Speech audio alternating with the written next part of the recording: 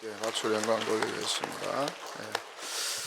찬양을 통해서 하나님께서 홀로 영광 받으신 줄 믿습니다. 내 영혼이 잘되고 범사가 잘되고 강건하시기를 축원합니다. 모든 인생의 문제가 오늘 예배를 통해서 말씀을 통해서 해결되고 풀어지는 역사가 일어나게 되시기를 축원합니다. 오늘 말씀 보니까 예수님이 죽은 나사로를 살렸다, 죽은 사람 살렸다고 말합니다.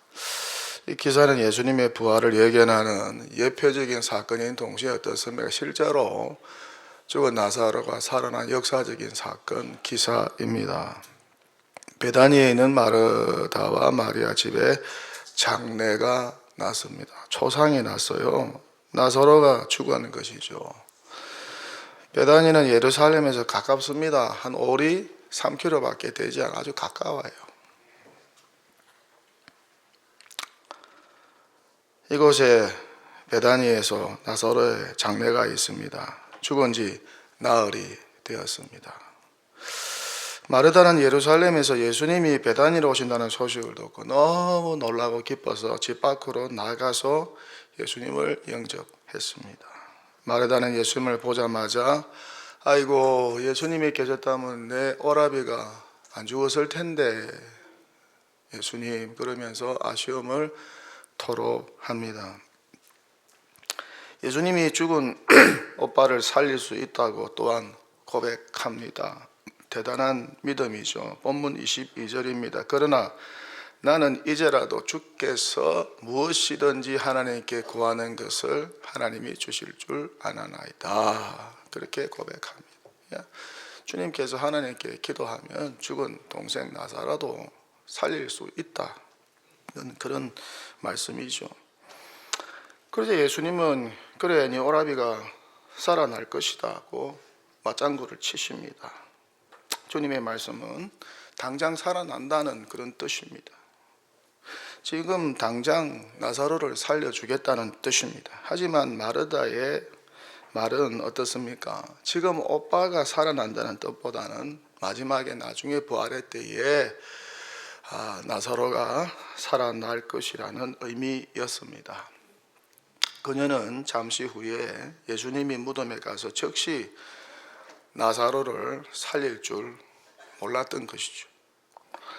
예수님이 오셔서 집 밖에서 마르다와 대화를 나누고 있다는 소식을 들은 마리아, 그녀도 너무 기뻐서 집에서 일어나서 집 밖으로 나가서 주님을 영접했습니다. 예수님 만난 마리아도 마르다와 같은 말을 하면서 아쉬움을 토로합니다. 아이고, 예수님이 계셨다면 우리 오라버니가 죽지 않았을 텐데, 그렇게 아쉬움을 토하면서 울어요. 그 모습에 예수님도 슬퍼하시고 눈물을 흘립니다. 평소에 나사로를 굉장히 사랑했고 또한 친구처럼 지냈습니다. 이후 예수님은 이들 자매와 함께 나사로의 무덤으로 가시죠. 무덤으로 가서 보니까 무덤이 굴이고 이 굴 앞에 돌로 막혀 있습니다. 이스라엘의 무덤은 우리나라의 무덤과 다르다는 거 여러분 상식적으로 알고 계시죠? 이스라엘의 무덤은 모두 굴로 되어 있어요. 다 산이나 그런 곳이 석회질이 돼가지고 이렇게 파기도 쉬워요. 그래서 굴을 파가지고 무덤을 만들어서 그 앞에 돌을 딱 막아놨고 석회칠을 하고 여기는 무덤이라는 표시를 해 놓습니다. 그런데 예수님께서 이 나사로의 무덤에 와서 하시는 말씀이, 야, 돌을 옮겨 놓으라, 야, 무덤 앞에 돌 좀 치워, 그렇게 말씀을 합니다. 그러자 마르다가 어떻게 반응을 보였나요? 죽은 지 나흘이 되었습니다. 예수님, 아니 시신에서 냄새가 납니다. 그렇게 난색을 표합니다. 그런데 지금 돌을 옮겨서 뭐 하겠습니까? 벌써 죽었는데 뭐 돌을 옮긴다고 해서 뭐 죽은 나사로가 뭐 살아나겠습니까? 그렇게 반응을 보입니다. 그러자 예수님은 마르다에게 이렇게 말씀을 하세요. 야, 마르다야, 내 말 믿어라. 내 말을 믿으면은 하나님의 영광을 보게 될 거야. 그 하나님의 영광은 죽은 나사로가 살아나는 것입니다. 최고의 영광은 예수가 십자가에서 살아나는 것이죠. 그래서 본문 40절에서 이렇게 말씀을 하고 있어요. 예수께서 이러시되 내 말이 네가 믿으면 하나님의 영광을 보리라. 죽은 나사로가 살아나는 그것을 보리라 하지 아니하였느냐 하시니, 이에 마르다는 어떻게 합니까? 사람을 시켜서 무덤을 막고 있는 돌을 옮겼겠소. 자기가 혼자서 그거 옮길 수 없잖아요. 아마 옆에 사람이 있었던 것 같아요. 인부들을 시켜서 야 그러면 예수님 말씀대로 야 무덤 돌 좀 치워라. 돌을 치웠습니다. 그러자 예수님이 갑자기 하늘을 우러러서 하나님 아버지께 기도를 하십니다. 요한복음 11장에 다 나오는 내용입니다. 아버지여 내 말을 들으시는 것을 감사합니다. 항상 내 말을 들으시는 줄을 압니다. 그러나 이 말씀 하옵는 것은 이 무리를 위함입니다. 하나님 아버지께서 나를 보내신 것을 그들로 믿게 하옵소서. 내가 하나님의 아들인 것을, 내가 독생하신 하나님인 것을, 그렇게 성부 하나님께서 성자 예수 그리스도를 이 땅에 보내신 것을, 메시아로 보낸 것을, 구주로 보낸 것을 온 무리로 하여금 알게 하옵소서. 그렇게 간구를 합니다. 이 기도 후에 예수님은 큰 소리로 말씀하십니다. 나사로야 나오라, 나사로야 나오라. 다른 사람들이 들으면 이제 미쳤다 그러겠죠. 죽은 사람 앞에서 지금 죽은 지 나흘이나 된 사람 보고 나오라고 하는지 미쳤나. 그 성경 안 믿는 사람들은 정말 미친 소리로 들릴 거예요. 죽은 사람 앞에서 야 살아나라. 살아납니까? 안 살아나요. 근데 예수님은 나사로야 나오라, 큰 소리로 나사로야 나오라. 그러자 놀라운 일이 일어나지요.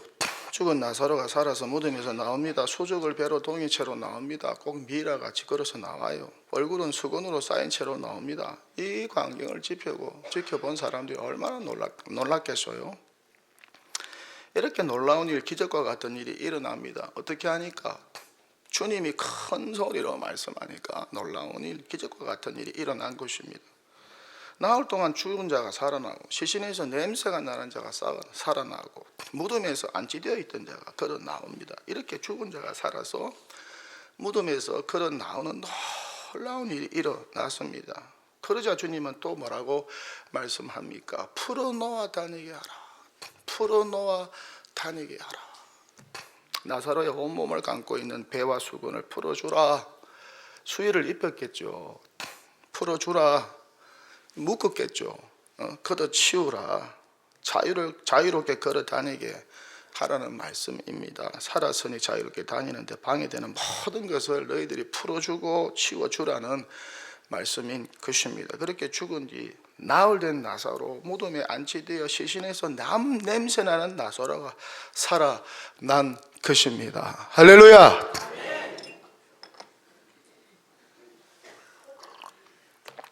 예수님이 던진 생명의 말씀 한마디, 간절히 기도하고 나서 주님이 큰 소리로 외친 한마디에 죽은 나사로가 살아났어요.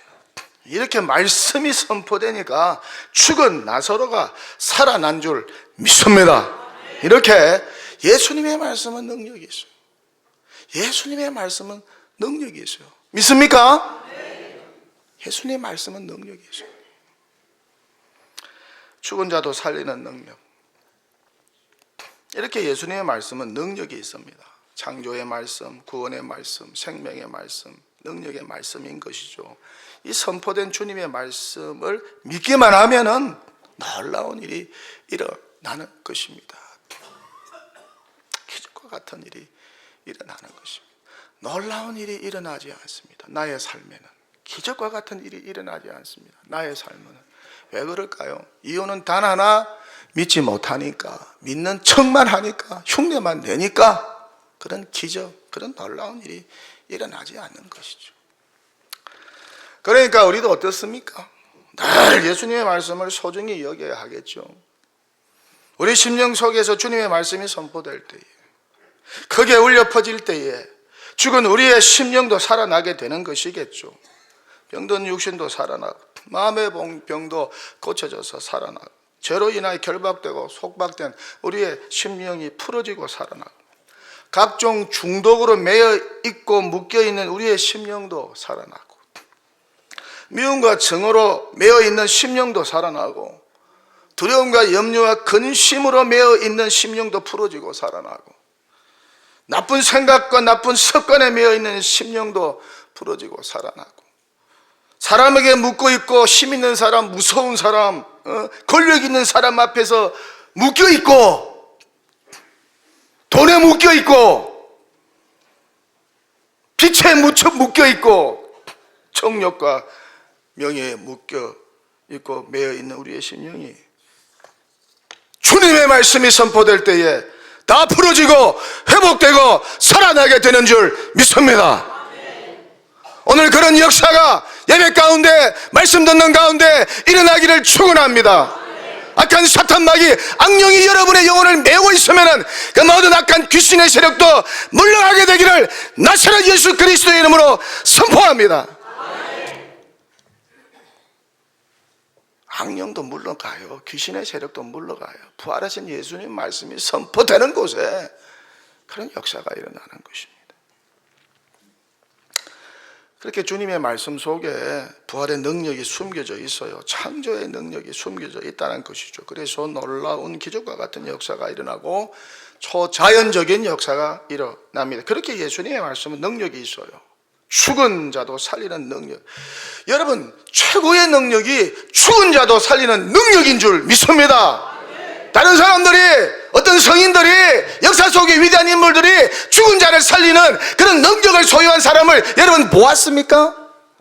오직 예수 그리스도만이 그와 같은 능력을 소유한 우리의 구주 되시고 하나님 되시는 줄 믿습니다. 그 하나님, 그 주님께서 저와 여러분을 지켜주시고 우리의 배경이 되시고 백그라운드가 되시니 아무 염려 근심하지 마시기를 축원합니다. 우리가 죽어도 주님께서 우리를 살려주시고 우리를 이렇게 세워주시고 우리에게 힘주시고 능력 주셔서 담대하게 전진하게 하시는 분이 우리 주 예수 그리스도인 줄 믿습니다. 사망 권세 이기시고 부활하신 우리 주 예수 그리스도인 줄 믿습니다. 성령과 말씀 가운데 우리 안에 살아 움직이고 역사하고 계시는 줄 믿습니다. 이 부활의 주님 의지하고 당당하게 세상에 나가서 주눅 들지 말고 힘차게 용감하게 믿음으로 살아가시기를 축원합니다.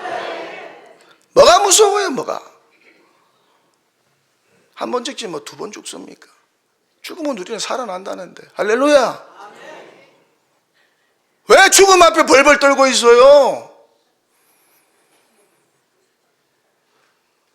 부활의 능력과 부활의 생명을 소유하고 있는 교회인데,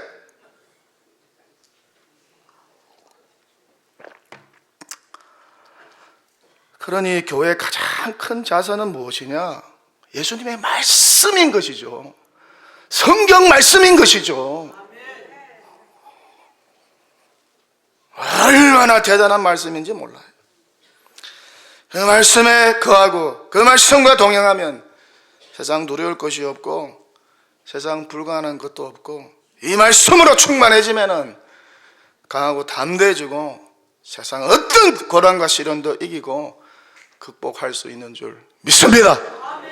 이렇게 예수님의 말씀이 우리 심령 속에 선포될 때 이런 회복과 구원의 역사, 부활의 역사, 생명의 역사가 일어난다는 것입니다. 그러니까 어떻습니까? 주님의 말씀이 기록된 성경을 사랑하고 읽고 날마다 묵상하고 암송하고 그렇게 가까이 해야 한다는 것입니다. 말씀 없는 신앙생활 가짜예요, 가짜. 성경 읽지 않고 신앙생활은 그 가짜예요, 가짜. 아무런 일이 일어나지 않습니다. 그래서 성경은 말씀합니다. 하나님의 말씀은 살아있고 활력이 있어 좌우에 날 수는 어떤 것보다도 예리하여 혼과 영과 및 관절과 골수를 찔러 쪼개기까지 하며 또 마음의 생각과 뜻을 판단하나니 지으신 것이 하나도 그 앞에 나타나지 않음이 없고 우리의 결산을 받으실 이의 눈앞에 만물이 벌거벗은 것 같이 드러나느니라. 말씀이 저와 여러분의 심령 속에 들어가면요, 우리의 심령이 다 발가벗겨지는 거야. 실상이 다 드러나는 거야. 나 하만 장군은 위대한 장군이었지만은 갑옷 다 벗기고 나면요, 옷 다 벗기고 나면 문둥병자에서요, 말씀이 들어가면 내 안에 더러운 것이 다 드러나는 거예요. 그러니까 바리새인과 사두개인들이 그게 겁이 나가지고 자신의 실상이 드러날 것 같아 주님의 말씀을 안 받은 거예요. 주님의 말씀을 그냥 무시해버린 거예요. 왜? 자신의 실상이 다 드러날까 봐. 또한 어떻습니까? 예수님처럼 기도해야 합니다. 기도할 때 이런 역사가 일어나지요. 기도할 때 성령께서 역사하십니다. 기도할 때 성령께 주님의 말씀이 떠오르게 하시고 생각나게 하십니다. 또한 예수님의 말씀이 선포되게 하시는 것입니다. 기도 중에 우리 심령 속에서 떠오르고 생각나는 주님의 말씀, 선포된 예수님의 말씀, 성경 읽다가 우리 심령 속에 부닥치는 주님의 말씀, 설교 듣다가 내 심령 속에 부닥치는 다가오는 주님의 말씀, 심령 속에서 크게 울려 퍼지는 주님의 말씀, 성경 공부하다가 우리 심령 속에서 떠나지 않는 그 주님의 말씀이 죽은 우리의 영혼, 병든 우리의 영혼, 무덤에 갇혀있는 우리의 영혼을 살리는 말씀인 줄 믿습니다. 나에게 개인적으로, 나에게 주관적으로 다가온 이 레마의 말씀을 소중히 여겨야 한다는 것이죠. 레마의 말씀을 여러분 소중하게 그냥 흘러 보내지 마세요. 기록해두고 꼼꼼하게 그 말씀을 묵상하면 반드시 놀라운 역사가 일어나는 것입니다. 이 생명의 말씀이 절망 가운데 우리 영혼을 살립니다. 낙심 가운데 우리 영혼도 살리고, 두려움과 염려 가운데 있는 우리 영혼도 살리고, 무기력 가운데 있는 우리 영혼도 살리고, 이렇게 예수님의 말씀이 선포되고 우리 심령 속에서 크게 울려 퍼지고 깊이 스며들 때에 우리 심령이 회복이 되고 살아나는 것입니다. 이런 놀라운 치유의 역사, 회복의 역사, 구원의 역사, 생명의 역사, 다시 일어서고 살아나는 부활의 역사가 일어나는 것이죠. 마치 냄새나고 어둡고 캄캄한 무덤과 같은 심령이 환한 곳으로 생명으로 거듭나게 되는 것이죠. 새롭게 변화되어 살아나는 것입니다. 죽음이 물러가고 생명이 찾아오게 된다는 것입니다. 어두움이 물러가고 빛이 찾아온다는 것입니다. 죄악이 물러가고 의롭게 되고 구원의 역사, 의롭게 되는 구원의 역사, 거룩의 역사가 일어나게 된다는 것입니다. 그러니 어떻습니까? 우리 성도는 항상 부활의 주님을 바라보고 사모해야 합니다. 예수 부활의 생명이 넘어진 나를 살리고 일으켜 세운다는 것을 믿음으로 바라보아야 한다는 것입니다. 세상 살다가 어떤 좌절과 시리와 실패와 절망 가운데서도, 질병 중에서도 부활의 생명 되신 예수님을 바라보아야 된다는 것입니다. 그분 안에서 늘 기대와 소망을 가져야 한다는 것입니다. 이런 힘과 능력이, 그 소망이 우리에게 임하게 된다는 것이죠. 예수 부활의 생명을 의지할 때 이런 놀라운 구원의 역사, 기적과 같은 역사가 저와 여러분에게도 일어나게 될 줄 믿습니다. 그래서 바울은 어떻습니까? 예수 부활의 생명이 자기 안에 있기 때문에 어떻다는 것입니까? 사방으로 우겨쌈을 당하여도 쌓이지 아니한다. 답답한 일을 당하여도 낙심하지 아니한다. 박해를 받아도 버림받지 아니한다. 거꾸로 뜨림을 당하여도 망하지 아니한다고 고백. 대단하죠? 이런 사람을 세상이 어떻게 이길 수 있겠어요? 예? 이 정도 수준까지 올라가는 동도교회 성도님들 되기를 축원합니다. 날마다 겁이 많아가지고 무슨 일만 일어나면 그냥 경계가 일어나고 그냥 아이고 어떻게 그냥 염려 걱정하는 게 취미야, 취미. 365일 취미. 걱정, 염려, 두려움, 걱정, 근심력. 아이고 어떻게.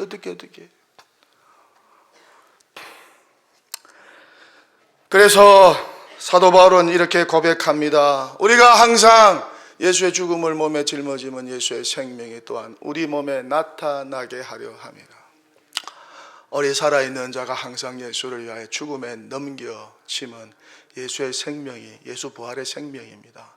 예수 부활의 생명이 또한 우리 죽을 육체에 나타나게 하려 함이라. 할렐루야.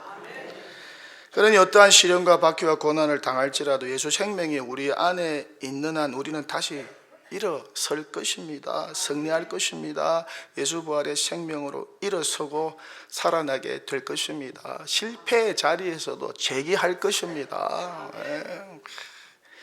정말 이 부활의 신앙, 부활 생명이 어디에서 나타나느냐? 실패하는 자리에서, 고난의 자리에서, 절망의 자리에서, 다 잃어버렸을 때에, 사람들이 다 떠났을 때에 그 자리에서 일어나게 되는 줄 믿습니다.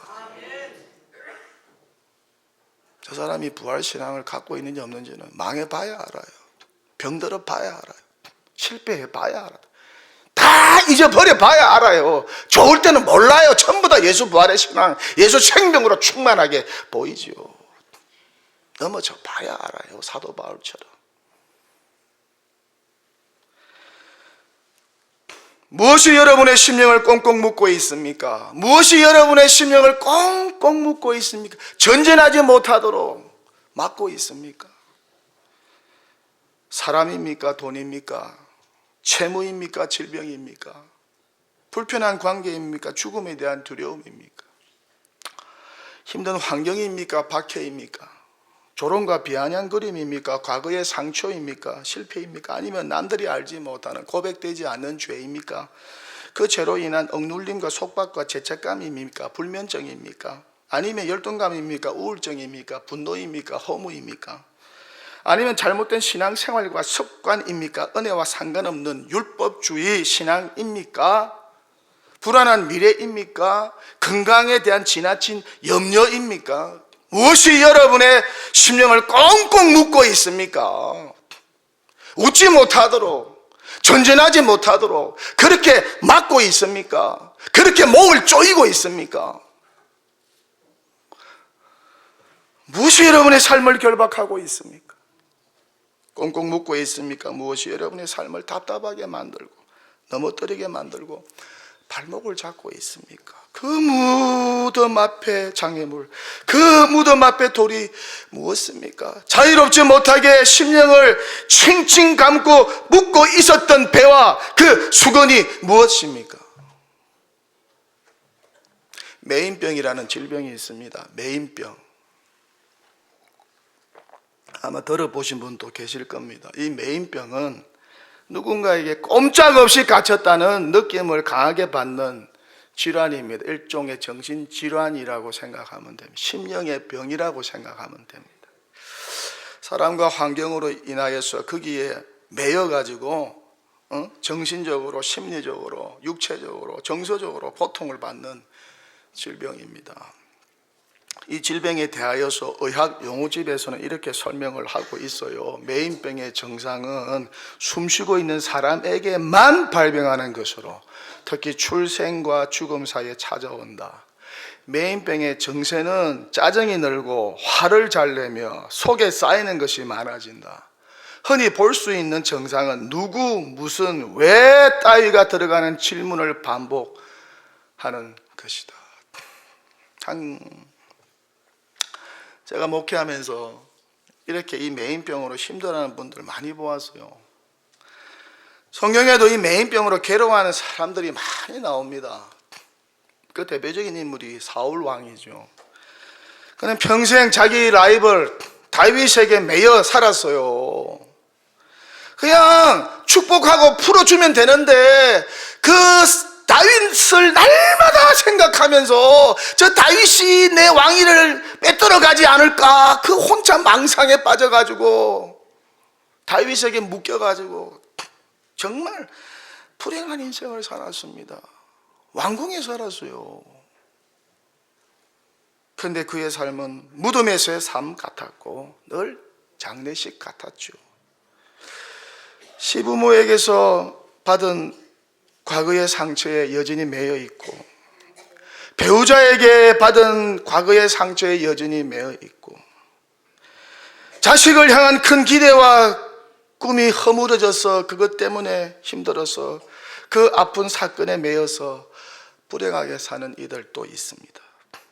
어려운 환경과 어두운 과거, 그리고 아픔과 상처에 매여서 그것을 극복하지 못하고 끊어버리지 못하고 불행하게 사는 사람들이 정말 많습니다.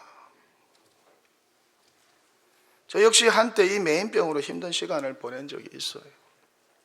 환경에 매여서, 사람에게 매여서, 죄에 매여서, 나쁜 습관에 매여서, 잘못된 신앙에 매여서, 율법주의 신앙과 근본주의 신앙에 매여서, 약점에 매여서, 부정적인 생각과 소리에 매여서 힘든 시간을 보낸 적이 있어요. 그렇게 이런 것들이 저의 심령을 매였습니다. 묶어버렸어요. 꽁꽁 묶었어요. 마치 수갑 채운 것처럼, 마치 수의를 입고 결박을 당한 것처럼 꽁꽁 묶여버린 적이 있어요. 그랬더니 삶이 어떻게 되었을까요? 표정, 말투, 눈빛, 행실이 어떻게 되었을까요? 시체같이 되었겠죠. 생명 없는 얼굴, 그림자로 가득 찬 얼굴, 기쁨 없는 표정, 냉소적이고 부정적인 말투, 살기가 등등한 눈빛, 이런 모습 속에 무슨 예수의 생명, 무슨 부활의 기쁨과 환희, 무슨 구원의 감격과 기쁨이 찾아올 수 있겠습니까? 그냥 척척척 있는 척, 그런 척만 하는 것이죠. 그냥 가면만 덮어쓰고 가면만 바꾸어서 사는 거죠. 바리새인들과 사두개인들처럼 그렇게 위선적인 삶만 살아가는 것이죠. 그러다 어느 날 성경을 읽는 가운데, 기도하는 가운데, 찬양하는 가운데 주님께서 찾아오셔서 저의 심령을 묶고 있는 모든 것을 풀어주셨어요. 심령의 홍수가 나게 주셨어요. 그렇게 무덤에서 나오게 해 주셨습니다. 묶인 모든 것들로부터 풀어놓아 다니게 해 주셨습니다. 그런 심령의 자유와 해방과 기쁨을 주셨습니다. 그랬더니 모든 것이 변했어요. 무덤 같은 심령이 환한 빛으로 충만하게 되고, 무덤 앞에 돌이 옮겨지게 되고, 심령을 결박하고 묶고 있는 배와 수근이 다 풀어지게 되고, 그렇게 무덤에서 저의 죽은 심령이 나오게 되고 살아나게 되었습니다. 그랬더니 참 기쁨과 자유와 해방을 누리게 된 것입니다. 구원의 감격과 기쁨으로 충만하게 된 것이죠. 날마다 찬양과 감사로 충만하게 된 것입니다. 정말 예수 믿는 기쁨이 무엇인지, 야, 이래서 예수 믿는구나 하는 것을 제가 체험하게 되어 있습니다. 예수님보다 좋은 분이 없는 줄 믿습니다. 이 땅에 살면서 예수님 만난 것은 횡재인 줄 믿습니다. 가장 큰 축복이고 기적이고 은혜인 줄 믿습니다. 이 예수님과 동행하면서 말할 수 없는 은혜와 간증을 여러분 만들어 가세요. 성령 의지하고 하나님 말씀 의지하고 기도 열심히 하면 그런 역사가 일어납니다. 신앙생활 복잡하지 않습니다. 뭐 프로그램 만들어가지고 이게 신앙생활 아니라니까요. 아주 단순합니다. 예수님이 복음서에서 한 행동 그대로 해보세요. 주님을 만난 사람들 행동 그대로 해보세요. 놀라운 일, 기적과 같은 일, 초자연적인 역사가 일어나게 되는 줄 믿습니다. 정말 무덤에서 죽은 자가 살아나는 그런 기적과 같은 역사도 일어나게 되는 줄 믿습니다. 설교를 마칩니다. 이야기 하나 하고 마치겠습니다. 동굴 안에 죄수들이 갇혀 있습니다. 동굴 안에 죄수들이 갇혀 있어요. 이들은 오직 맞은편 동굴 벽에 있는 그림자만 볼 수 있도록 온 몸과 목이 사슬에 묶여 고정된 상태입니다. 움직일 수가 없어요. 자유롭게 돌아다닐 수가 없어요. 죄수들의 뒤에 있는 장벽 위에서는 사람들이 모닥불을 피워놓고 그 앞에서 그림자 놀이를 하고 있습니다. 죄수들이 보고 있는 그림자의 정체가 바로 이것입니다. 그러나 평생 벽만 보고 살아온 죄수들은 등 뒤에서 일어나고 있는 일들에 대해서 전혀 알지 못합니다. 심지어 자신들이 묶여있다는 사실조차 느끼지 못해요. 그리고 자신들이 보고 있는 그림자들이 이 세상의 전부라고 믿습니다. 그런데 한 죄수가 어느 날 사슬에서 풀려나서 동굴 밖으로 끌려 나가게 되었습니다. 그 죄수는 지금까지 본 그림자들이 모두 실물이 아니라는 것을 깨닫게 됩니다. 야, 이런 세상도 있구나. 동굴 밖 세상을 보고 모닥불이 아닌 진짜 불을 보고 그리고 하늘에서 내리쬐는 태양빛을 느끼게 되니까 자연 만물 속에 숨을 쉬게 되니까 너무 아름답고 좋은 것. 그 후에 그가 다시 동굴 안으로 들어갔습니다. 그가 아직 묶여있는 죄수들에게 장벽 뒤에 세상 이야기를 해줍니다. 동굴 밖에 세상 이야기를 해줍니다. 그가 아직 묶여있는 죄수들에게 장벽 뒤에 세상 이야기를 해주었지만은 그들이 믿지를 않아요. 선뜻 받아들이지를 않아요. 무슨 말 하는 거야 지금? 그런 데가 어디 있어? 그렇게 이들은 동굴이 진짜인 줄 알고 그곳에서 살아갑니다. 그러나 동굴방 세상을 보고 태양빛을 느끼고 진짜 모닥불을 본 자는 동굴 안에서 더 이상 살 수가 없는 것이죠. 어떻습니까? 여러분의 신앙생활은 동굴 안에서의 신앙생활입니까? 아니면 무덤 속에서의 신앙생활입니까? 아니면 동굴 밖 세상 환한 태양빛이 비치는 그런 아름다운 세상에서의 신앙생활입니까?